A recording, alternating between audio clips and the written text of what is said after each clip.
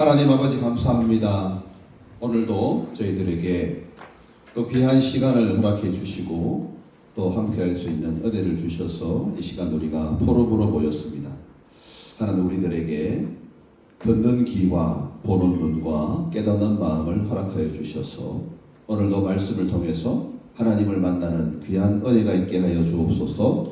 예수님 이름으로 기도드립니다. 아멘. 자, 오늘은 명화 한 편으로 시작하겠습니다. 자, 여러분 이 그림은 그리스 신화에 나오는 내용이에요.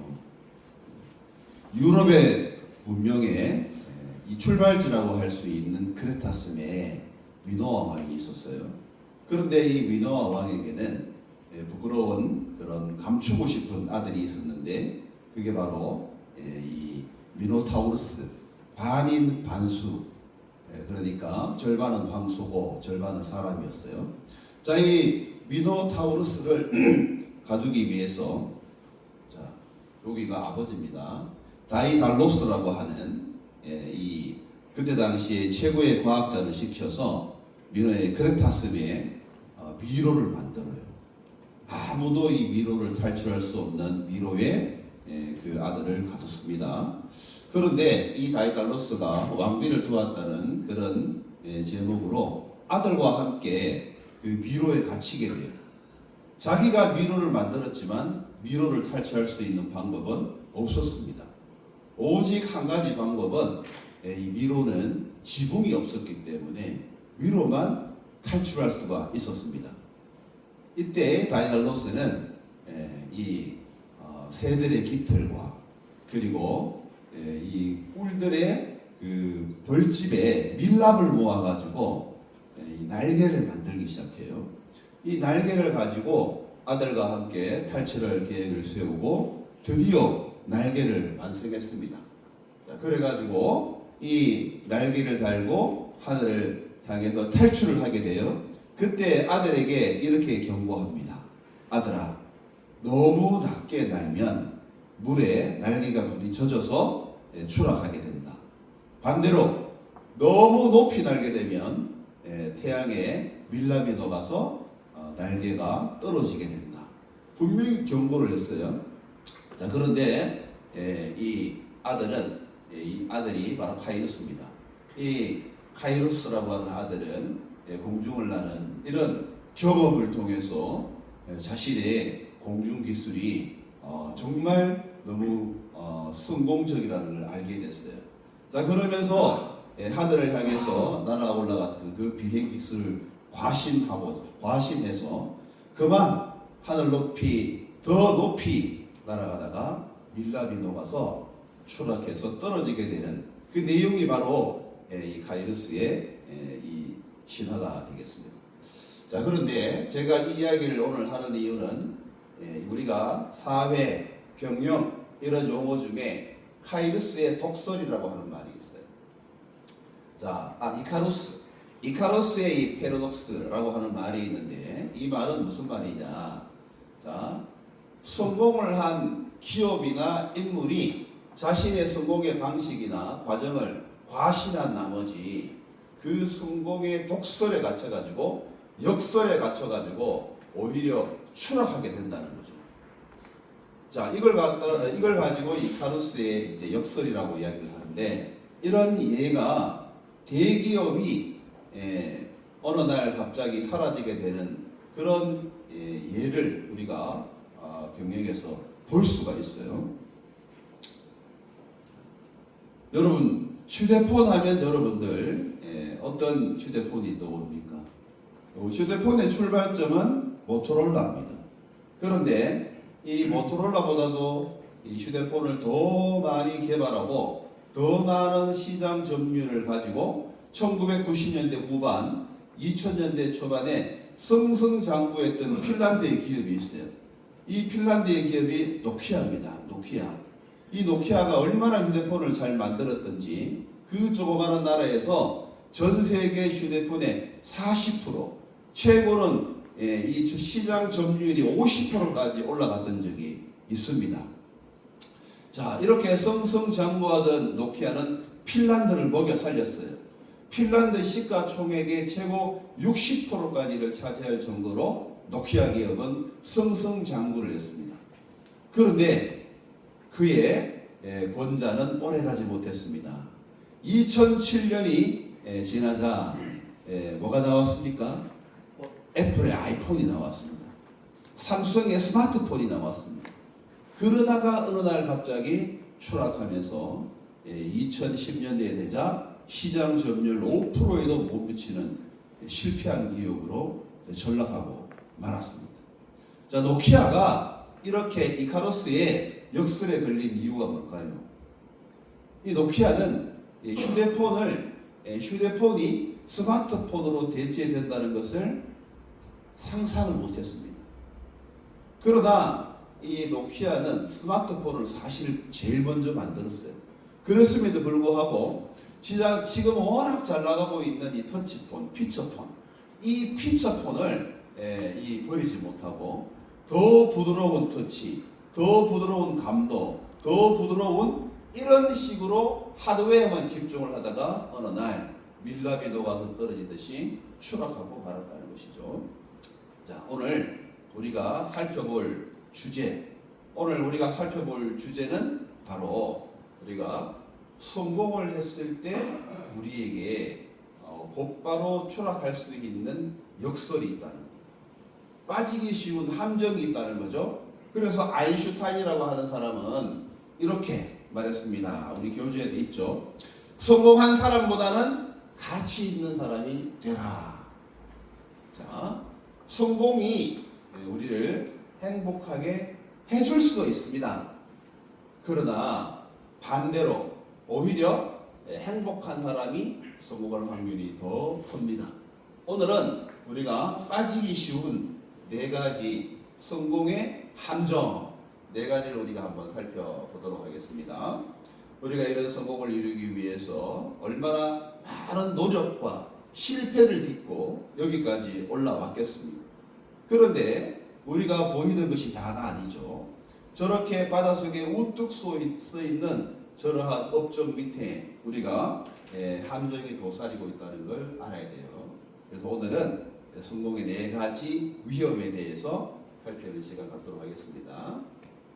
첫 번째, 자, 성공한 사람은 자기 능력을 과대평가할 가능성이 아주 많습니다. 우리는 아담의 후예로서 죄성을 가지고 있죠. 그러면서 우리가 이룬 것에 대해서 하나님의 은혜라고 느끼지 않고 내 자신의 업적을 더 부풀리고 자신의 능력을 과대하게 평가하는 경향이 있어요. 이걸 뭐라고 합니까? 교만이라고 합니다. 교만.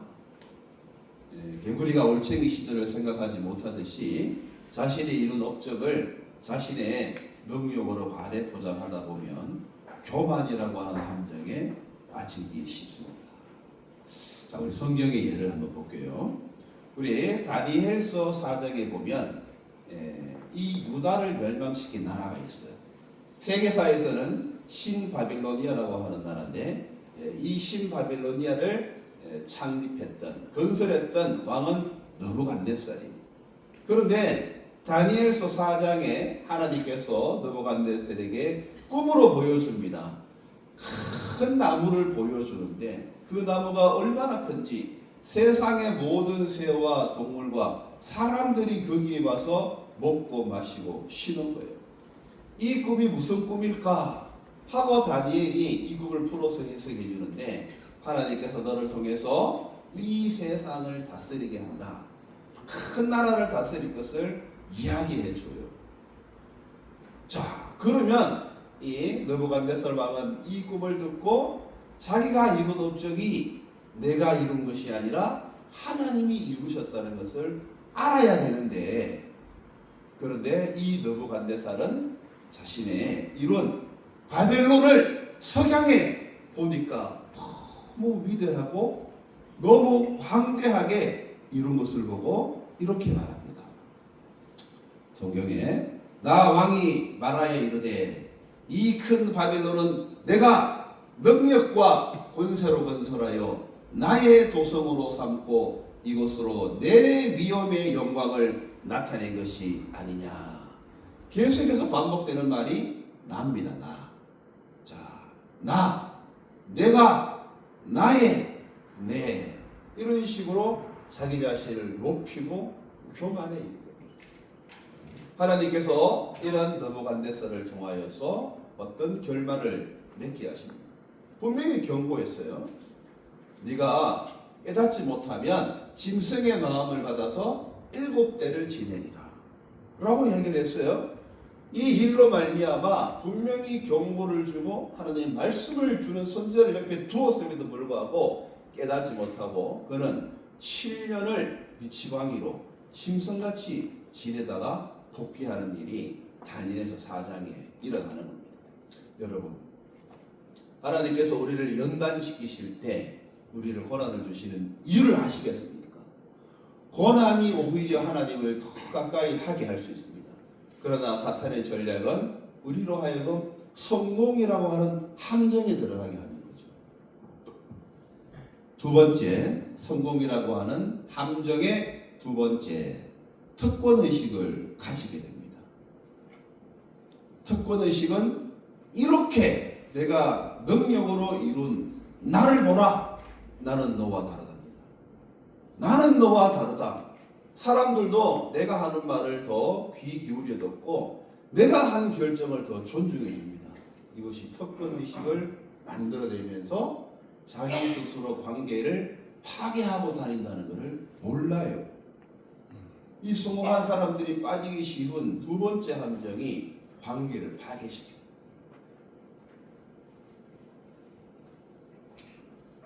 세상에서 가장 아름다운 궁전 어디입니까? 프랑스의 베르사유 궁전입니다.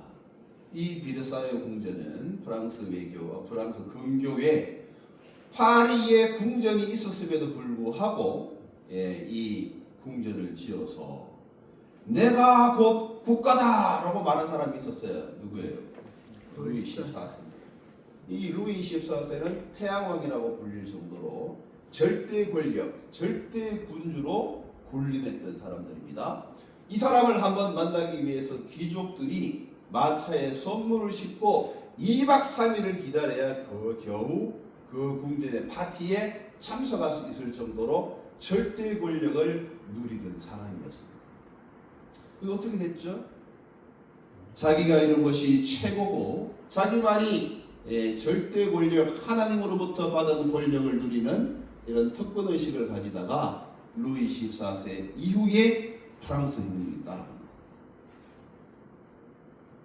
자기 스스로를 특권이라고 여기게 되면 관계가 파괴되고 그 결말은 스스로를 파괴할 뿐만 아니라 주변도 파괴하게 된다 라고 하는 무서운 함정을 우리가 기억해야 되겠습니다. 자, 우리 세 번째, 성공에는 뭐가 있습니까? 중독성이 있습니다. 이 중독이 얼마나 달콤한지 내가 죽는 줄 모르는 거예요. 그래서 열심히 일을 했기 때문에 이룬 성공을 다시 한번 짜릿하게 맛보기 위해서 일의 중독에 빠집니다. 내가 그 성공을 놓치고 싶지 않기 위하여 불면의 밤을 보내면서 내가 성공에 중독되고, 여러분 성공에 중독되면 어떻게 되죠? 중독이라고 하는 무서운 함정에 들리게 되면 자신이 죽는지. 우리가 자연에서 이러한 동물을 우리가 찾아볼 수 있는데, 여러분 이런 거미 보셨어요? 자, 덩푸른 거미입니다. 덩푸른 거미. 그런데 이 거미는 암컷과 수컷이 있는데 암컷이 훨씬 화려하고 예뻐요. 그런데 수컷은 아주 작고 보잘것이 없습니다. 그런데 이 수컷이 암수컷을 찾아가서 교미를 할 확률, 짝짓기를 할 확률은 20%밖에 안 돼요. 성공할 확률이죠. 그런데 그 성공의 결과는 뭐냐? 암컷에게 잡아먹혀요. 여러분 그 장면 한번 보고 싶죠? 안 보고 싶어요? 이 녀석을 보십시오. 녀석의 도도하고 매국적인 자태. 거미줄을 지나는 수컷들은 거부할 수 없는 매력을 느끼죠. 붉은 등 검정 거미를 소개합니다.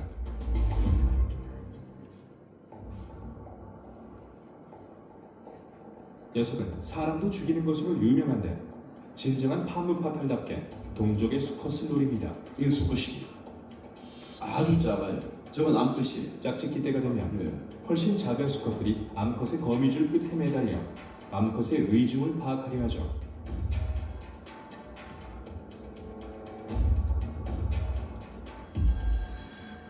자, 둘을 한번 비교해 보십시오. 암컷은 수컷이 저렇게 보이는 작아요. 관심이 싫지 않은 모양입니다.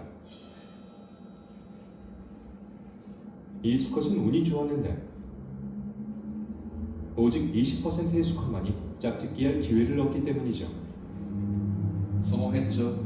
20% 안에 나왔잖아요. 하지만 녀석의 운도 다해갑니다.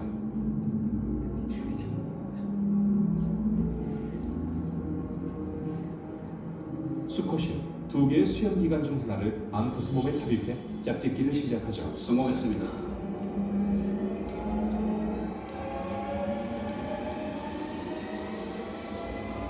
자, 자신이 할 일을 짝짓기가 끝나면 우리의 파문파탈이 진정한 모습을 드러냅니다. 저렇게 잡아먹히는 암컷은 짝짓기하는 와중에 수컷을 잡아먹는데 사실상 이것이 번식의 성공률을 높여줄 겁니다.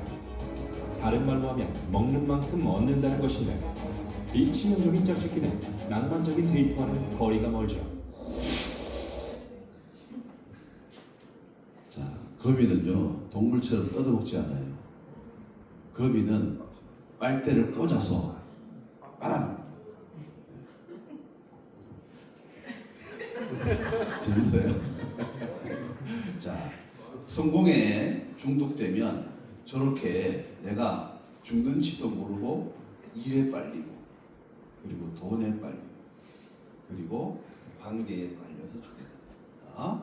자, 이런 함정을 여러분들이 미리 내가 성공했다 생각하고 지금부터 자, 조심하시고 지금부터 관계를 잘 다져가시기를 바랍니다. 자, 우리 네 번째 보겠습니다.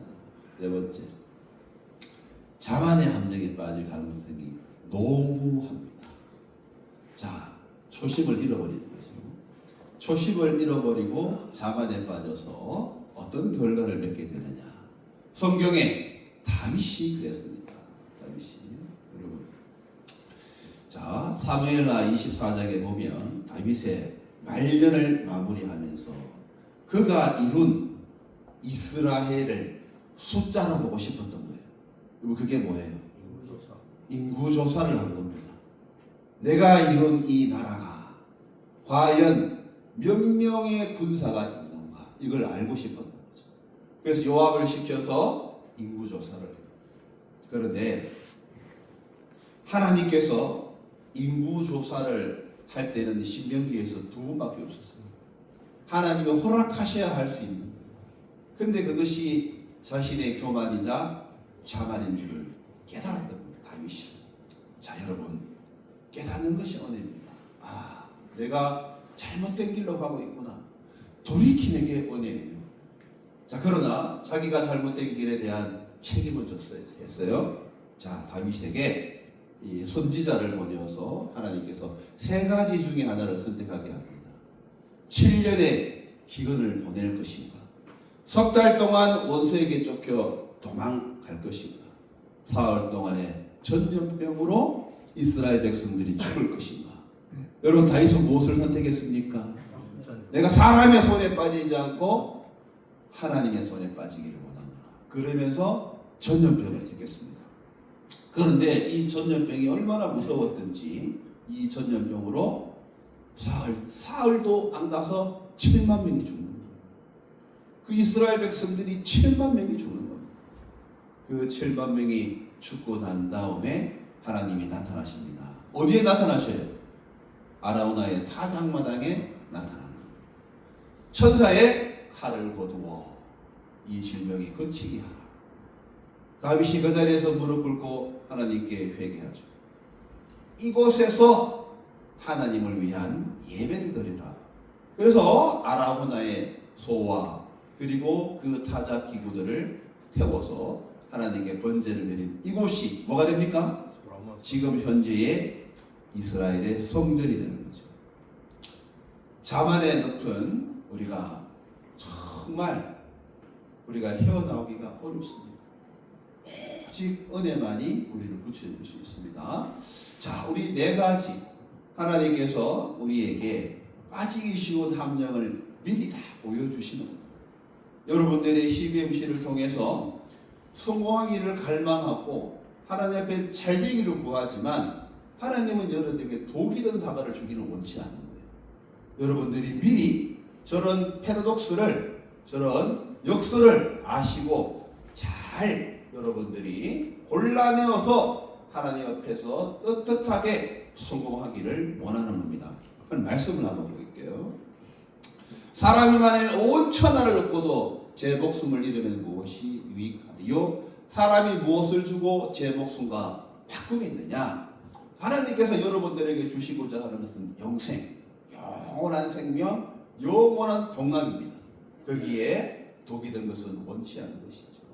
그래서 우리가 정말 하나님 앞에서 얻어야 되는 것, 하나님 앞에서 우리가 행해야 되는 것은 무엇이냐? 하나님께서 우리에게 주시는 세 가지를 오늘 기억하십시다. 첫 번째, 자, 이 성공의 패러독스를 우리가 극복하는 방법 세 가지를 알려드리겠습니다. 첫 번째, 자, 여러분, 겸손해야 돼요. 겸손이 무엇입니까? 겸손은 그저 이 말과 언행에 있어서 자신을 낮추는 이런 차원을 우리는 겸손이라 하지 않아요. 하나님의 말씀을 따라가는 것을 겸손이라고 하는 거죠. 겸손한 자는 하나님의 모임, 예배를 사모합니다. 겸손한 자는 말씀을 읽습니다. 겸손한 자는 자신의 고집과 아집을 버리기 위해서 기도합니다. 자, 이 겸손을 믿지 않는 사람들도 이 겸손을 갖추면 하나님이 축복하셔요. 겸손이 하나님의 은혜임을 여러분 야고보서는 알았습니다. 예수님의 동생 야고보는 겸손이 하나님의 은혜임을 알았습니다. 그러나 더 큰 은혜를 주시나니 그러므로 일렀으되 하나님이 교만한 자를 물리치시고 겸손한 자에게 은혜를 주신다 라고 하는 우리 인간 사용 설명서 규칙을 주셨어요. 그래서 겸손은 믿는 사람이든 믿지 않는 사람이든 하나님께서 축복하신다는 거죠. 자, 믿지 않는 사람이 예를 한번 보겠습니다. 여러분, 이 기업을 혹시 본 적이 있습니까? 인도의 IT 기업 위프로라고 하는 인도의 빌 게이츠라고 불리우는 이 기업, 바로 아짐 프렌지 회장입니다. 자, 인도의 IT 대기업으로 위프로라고 하는 이런 회사가 있는데 현재 이 AI 시대에 인도를 선도하고 있는 빅4 중에 하나로 들어가는 거예요. 자, 이 회사의 아짐 프렌즈라고 하는 회장은 별명이 있어요. 이 사람은 인도의 빌 게이츠다. 인도의 이 IT 시장을 개척했을 뿐만 아니라 빌 게이츠가 전 세계를 다니면서 많은 기부와 자선 활동을 하죠. 바로 여기에 포인트가 있는 거예요, 이 사람. 그래서 이 사람을 여러분들에게 소개합니다. 자, 이 사람은 1966년도 스탠포드 대학교에 유학 중이었습니다. 그러다가 대학교 2학년 때 아버지가 돌아가셨다는 소식을 듣고 급히 인도로 귀국해요.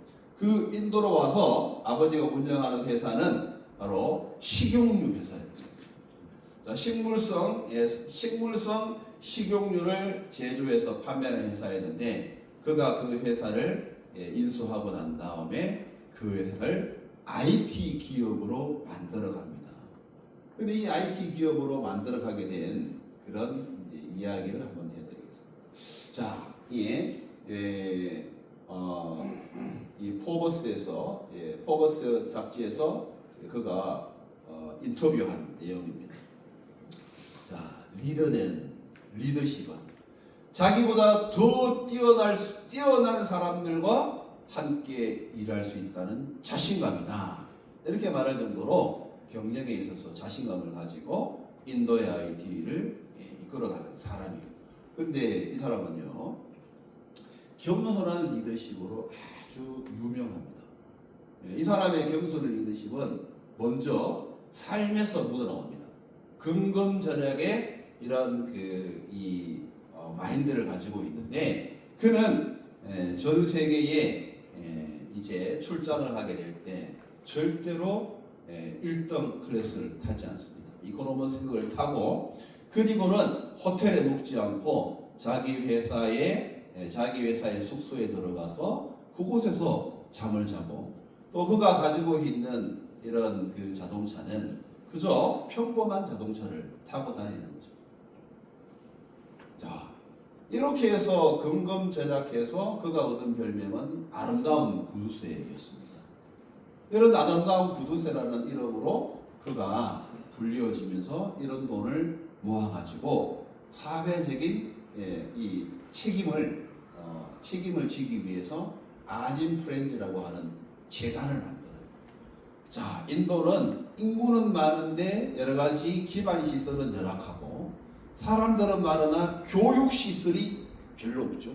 그래서 이 아진 프렌즈 재단이 이런 교육과 여러 가지 이 어린아이들을 위한 청소년들을 위한 이런 것에 투자를 하면서 자신이 벌은 거에 대해서 겸손하게 사회에 환원을 하는 겁니다.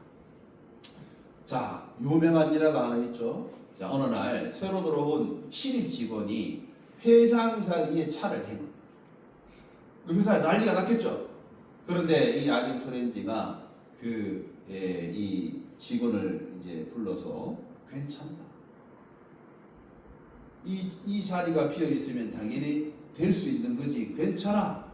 그러면서 회사에 정책을 내려가지고 지정 주차 구역을 폐쇄시키는 거죠. 이럴 정도로 이 사람은 이런 여러 가지 이제 이 겸손의 미덕을 보여주면서 인도의 IT를 이끌고 있는 사람입니다. 자, 우리나라 언론에도 실렸습니다. 2019년도에 글로벌 비즈 24라고 하는 곳에 제가 기사 제목을 따왔습니다.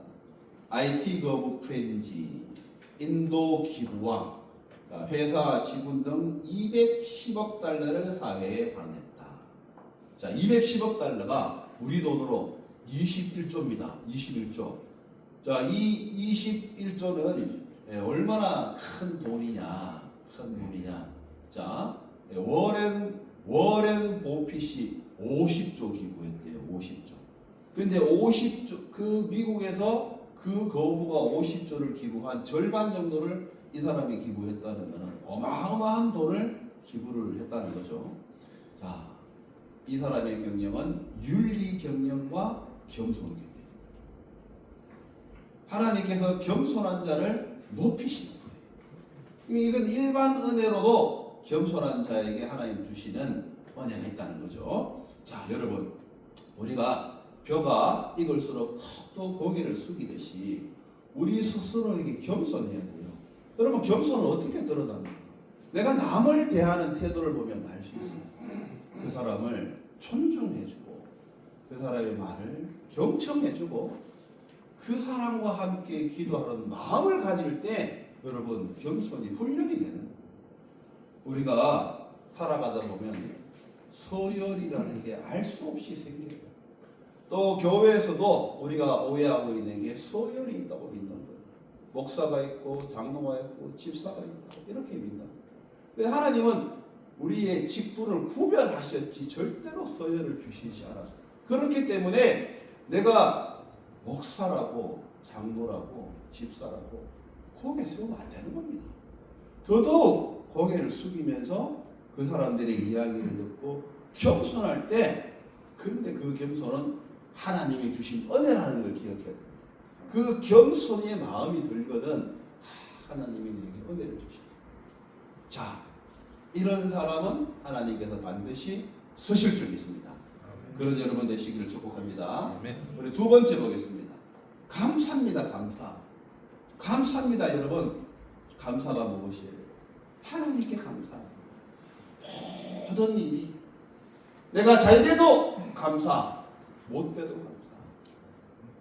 오늘 아침에 일어나서 정말 알 수 없는 일로 내가 사고를 당해도 감사한 거예요. 그 감사의 마음이 들 때 하나님께서 우리에게 은혜를 주신다. 내 하나님 여호와를 기억하라. 우리가 날마다 무엇을 기억해야 됩니다. 자, 여러분들이 가지고 있는 부와 권세와 명예가 누가 주신 거예요? 성경에 분명히 기록했죠. 하나님이 주셨다. 너에게 재물 얻을 능력을 주셨다. 왜 이렇게 하셨느냐? 하나님이 약속을 지키시려고, 언약을 지키시려고 하나님이 약속으로 여러분들을 택하여 하나님의 자녀로 세우셨습니다. 그러면 하나님께서 여러분들에게 주신 것이 하나님께서 주신 것으로 기억하고 감사하는 사람이 되어야 돼요. 자, 그러나 이런 사람 많지 않죠. 우리나라 기업인 중에 기업인들이 존경하는 일반 사람이 아니에요. 기업을 경영해 보니까 나는 이 사람만큼 못해. 근데 이 사람 너무너무 존경스러워 하는 사람 누구예요? 이 사람이 요한양에게 유일한 박사. 자, 이 유일한 박사의 경영 이념을 보겠습니다. 여러분, 이런 말 많이 들어보셨죠? 이 말은요, 1세대 우리 기업인들이 자주 하는 말입니다. 그런데 1세대 기업 이건희가 아니구나. 이병철. 그 다음에 현대는 정주영. 그죠? 예. 그 다음에 유일한. 이런 분들이 자주 쓰던 말들이 사업 도구입니다. 사업으로서 나라의 은혜를 갚자는 겁니다. 나라가 베풀어 준 것에 대해서 감사하는 마음을 갖자는 거예요. 그런데 여러분, 그걸 철저히 지켜서 오늘날 ESG라고 하는 이런 경영 모토보다도 더 철저하게 지킨 기업이 이 기업이에요. 이 기업. 이게 유한양행이에요. 자, 유한양행의 특징을 세 가지로 제가 설명하겠습니다. 자, 하나님께서 주신 기업은 내게 아니다.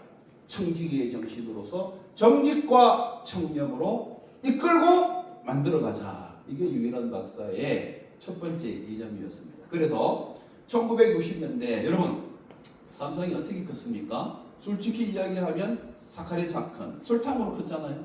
근데 거기에는 정경유착이 있었다. 정주영 회장이 왜 어느 날 대선 후보로 나섰습니까? 정경유착으로 하도 뇌물을 줬는데 안 먹히니까 내가 대통령이 되겠다고 나온 거 아닙니까? 그러나 유일한 박사는 절대로 하나님 앞에서 그런 부술 수가 없었어요. 1960년대 정경유착을 제일 먼저 우리가 배제시키고 박정희가 아무리 돈을 달라고 해도 안 줬어요. 그런데 박정희가 유한양행을 쓰러뜨리려고 세무조사를 내봤더니 아무리 털어도 정말 먼저 하나 안 나오는 겁니다.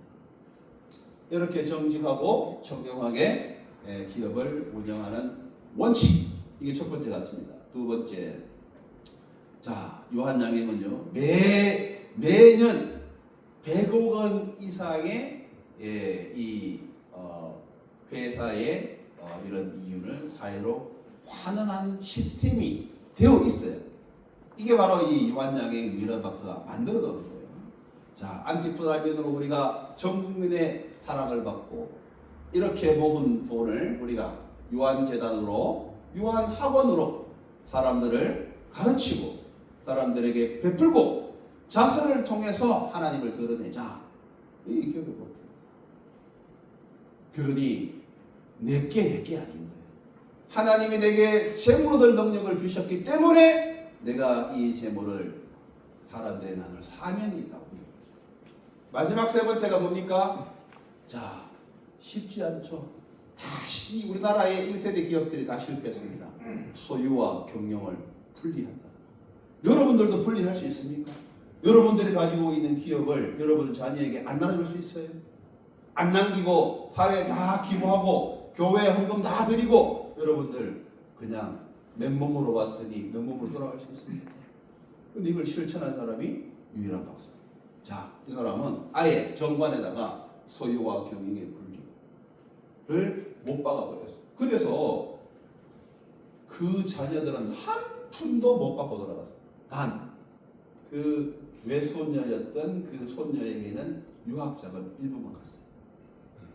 그래서 이 유한양행이 아무리 지금은 전문 경영인 체제인데 전문 경영인 체제에서 기업의 오너 일가들이 지금 말도 못하는 유한양행이 여러 가지로 어긋나는 부분이 있어서 말도 못해요. 왜냐하면 이 오너 리스크가 없어져버렸기 때문에. 자, 감사의 마음으로 기업을 운영할 때 이런 가치들이 나온다. 여러분들도 여러분들에게 가진 것을 보십시오. 하나님께서 여러분들에게 기업을 주셨어요. 그런데 그 기업은 여러분들이 보시기에 보잘것 없을 수 있고 여러분들이 보시기에 아직은 미성숙할 수 있어요. 그러나 하나님의 약속이 여러분들에게 주어진 것이라면 그 기업은 반드시 하나님께서 사용하실 날이 있을 줄 믿습니다. 그러면 감사해야 되는 거예요. 내 주머니에 10원을 주셔도 감사합니다.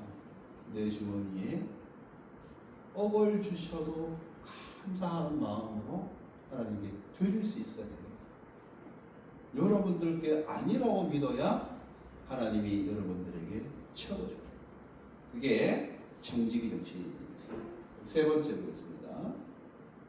자, 하나님이 우리에게 성공이라고 하는 걸 통해서 소명을 주셨다. 아시겠습니까? 소명을 주셨다. 이걸 기억하자는 거예요. 소명을 주셨다. 자, 마태복음 25장에 예수님께서 칭찬한 종이 있어요. 자, 달란트를 다 나누어 줬어요. 모든 사람에게 다, 모든 종들에게 달란트를 나누어 줬어요. 그런데 그 중에 어떤 종은 10달란트, 어떤 종은 5달란트, 어떤 종은 그 달란트를 쓰지 못한 종이 있었어요. 10달란트, 5달란트 남기고 온 종에게 예수님께서 이렇게 칭찬하셨어요. 잘하였도다 착하고 충성된 종. 여러분들의 기업을 최선을 다해서 착하고 충성되게 운영한다면 결과에 상관없습니다. 하나님 여러분 칭찬하십니다. 잘하였도다 착하고 충성된 종. 주님, 제가 무엇을 했습니까? 네가 조건일에 충성을 했기 때문에 내가 조금 더 맡기고 거기에 충성했기 때문에 조금 더 맡겨놓으라. 그게 소명입니다. 자, 여러분들이 지금 현재 가지고 있는 것은 하나님이 주신 것. 그것이 마이너스든 플러스든 상관이 없습니다. 하나님이 주신 것에 여러분들 충성할 때 하나님은 더 많은 것을 예비하고 계시는 거예요. 그걸 받을 수 있는 방법이 내가 그걸 어떻게 쓰느냐. 내 소명이 무엇인가 이걸 깨닫는 거죠. 자, 데코리아라고 하는 제가 회사가 있습니다. 이 회사의 모토는 보는 기쁨, 먹는 즐거움. 제가 회사 선전하는 거 아니에요. 보는 기쁨, 먹는 즐거움. 어디에도 예수님을 드러내거나 겉으로 성경적이다라고 하는 기업은 아닙니다. 그런데 이 회사를 운영하는 사람은 김현묵 장로예요. 철안중앙교회에 다니고 있는 김현묵 장로님이 되겠습니다. 자, 이 장로님은요, 회사를 독특하게 운영을 해요. 자, 하나님이 나에게 주신 기업은 제가 업계에서는 탁월해야 된다. 이걸 믿는 사람. 이게 내 소명이다. 내 기업 내가 열심히 운영하는 게 소명이다. 여러분 아시겠어요? 자, 내한테 주신 기업을 최선을 다해서 상위 클래스로 올려놓는 게 소명이에요, 여러분. 그러면 자연스럽게 하나님께서 주시는 능력이 발휘가 된다는 거예요. 이 회사의 모토 보겠습니다. 이웃의 존재 목적은 자, 하나님의 나라와 이웃을 섬김에 있다. 아니, 회사를 이렇게 정의를 합니다. 우리 회사는 하나님의 나라와 이웃을 섬김에 있다 하고, 이 장로님은 아예 이걸 표방을 딱 하는데 이게 이제 경영 이념에 들어가 있으니까 감추어져 있는 거예요. 그런데 이런 이제 모토로 사는 거예요. 그래서 회사는 절대적인 정직, 절대적인 신뢰 경영입니다. 그래서 이 회사가 유명한 게 바로 이것 때문인데, 자, 선입금 무반품 원칙입니다. 그럼 이게 뭐냐면, 자, 이 회사가 원료를 제공받을 거 아니에요? 이 원료를 제공받을 때 원료를 제공받고 납품을 하잖아요. 그러면 자, 이 회사 제품이 수제 초콜릿입니다. 수제 초콜릿. 이 수제 초콜릿 사가는 이런 이 바이어들이 주로 외국, 유럽, 미국 이런 선진국들이. 자, 이 회사가 이런 기업들에게 물건을 팔 때 요 원칙을 해요. 선입금. 자, 물건도 나가기 전에 돈부터 들라라 이거죠. 자, 그 다음에 절대로 반품 없다. 무슨 회사가 뭐 이런 회사가 있어. 그죠? 근데 이 회사는 제품 하나는 최고라고 하는 자부심이 있는 거예요. 그래서 이 회사 물건 가지고 가면 무조건 전량 소비된다. 이 회사 제품 가지고 가면 무조건 잘 된다. 이런 자부심과 그리고 제품에 대해서 자긍심이 있었어요. 그러니까 이 회사와 거래하는 회사들은 다 선입금 무반품 원칙을 지키면서 이 회사와 거래하는 겁니다. 그러니까 최고가 아니면은 할 수 없는 이런 원칙이죠. 자, 최고 품질을 통해서 책임 경쟁을 하는데 이 회사에서 외치는 게 있어요. 차이나 프리. 이게 뭐예요? 차이나 프리. 중국산은 안 쓴다. 절대로 중국산은 안 쓴다. 그래서 유럽이고 미국이고 초콜릿 본고장에서 이 회사가 성장할 수 있는 거다. 그래서 이 회사는 현재 몇 개국에 수출할까요? 27개국 이상이에요. 수출하고 있는 K푸드라고 하는 이 메리트를 달고 승승장구하고 있는 회사입니다. 자, 이 회사는 여러분들에게 간장할 거리가 사실은 아니에요. 그런데 제가 왜 소개하느냐? 자신이 맡고 있는 일에 최선을 다하여 감당하는 게 소명입니다, 여러분. 교회 열심히 일주일에 한 번도 안 빠지고 있는 게 오는 게 소명이 아니라 여러분들이 맡고 있는 기업에서 최고의 품질, 최고의 경영, 최고의 실적을 여러분들이 노력하고 애를 쓸 때 이게 하나님께서 주신 소명으로 알고, 그래서 이 회사는 그런 걸 가지고 장학사업도 하고 구제사업도 하고 하나님의 교회를 위해서도 헌금하고 또 이런 CBMC와 같은 이런 단체에도 다 돈을 내요. 내게 아니라고 믿는 거죠. 네 가지를 우리가 봤습니다. 자, 오늘 여러분들이 성공했을 때 역설에 빠지지 않고 역설에 빠지지 않기 위해서는 세 가지를 기억해야 됩니다. 겸감소, 겸손, 감사, 소명. 겸감소를 여러분들이 기억하시길 바랍니다. 자, 마지막으로 우리 같이 한번 읽어보겠습니다. 시작. 기업은 청지기 경영이며 부는 사명이다. 여러분들의 기업을 청지기의 사명으로 경영하는 것이 사명이에요. 그런데 하나님이 여러분들에게 부를 주셨거든. 여러분들이 부를 주었다고 믿거든. 부를 주실 것이라고 확신하거든. 그게 사명인 줄 알고 이웃을 위해서, 여러분들의 교회를 위해서, 사회를 위해서 서시기 바랍니다. 자, 이걸 실천한 사람은 누굽니까? 이랜드그룹 박성수 회장. 이 사람이 이거 가지고 성공한 거예요.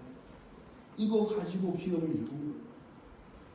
여러분들도 이랜드보다도 훨씬 큰 기업, 대구를 먹여 달리는 기업이 나오시길 우리 주님의 이름으로 축복합니다. 아멘. 기도합시다. 하나님 감사합니다.